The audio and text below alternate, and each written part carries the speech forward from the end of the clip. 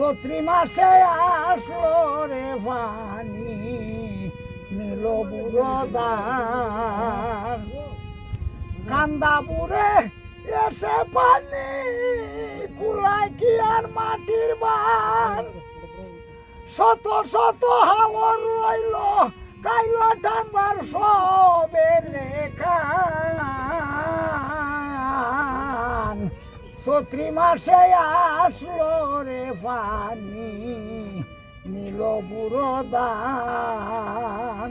বাবা আমরা এই দেশে যা গৃহস্থী করছি সব কৃষকের জমি ডুবে গেছে, ঋণগ্রস্ত হয়ে গেছি, ঋণ পাত করিয়া গৃহস্থী করছি, এখন ঋণ এই দিয়া কেমনে আর খাই আমি কেমনে গরু বাছুরে কেমনে ফালবাম।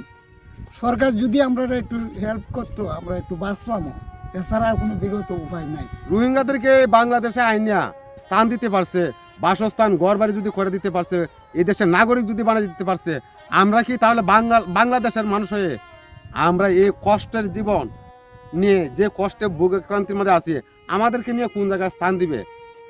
বর্তমান সরকারের কাছে আমার অনুরোধ, আমাদেরকে একটা স্থান দেব যে আমরা টাঙ্গর হাওয়া ছেড়ে দিয়াম। যদি আমাদের ফসল রক্ষা করা না যায়, আমাদের গরু বাছুর যদি না পালা যায়, তাহলে আমার সরকারের কাছে অনুরোধ থাকবে ওই রোহিঙ্গাদের মতো আমাদেরকে এই টাঙ্গর পাড় থেকে নিয়ে অন্য জায়গায় কোন জায়গায় আমাদেরকে স্থান দিবে আমরা যাইতে রাজি।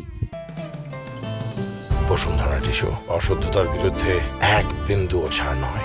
সরকে জমিন গেছে শেষ করে এটা আর এই বাঁচলেও আর একা মরতো না। আর কি আর হাঁস কাটা আছে এটাও যে খাদ্য বিশ্বাস নাই। হ্যাঁ সব কিছু শেষ এবছর আর কোনো আশা ভরসা নাই। মানে যদি সরকার আমরা কোনো অন্য জায়গার ব্যবস্থা করে হ্যাঁ তাহলে করুক, আনলে আর কী করবাম আমরা।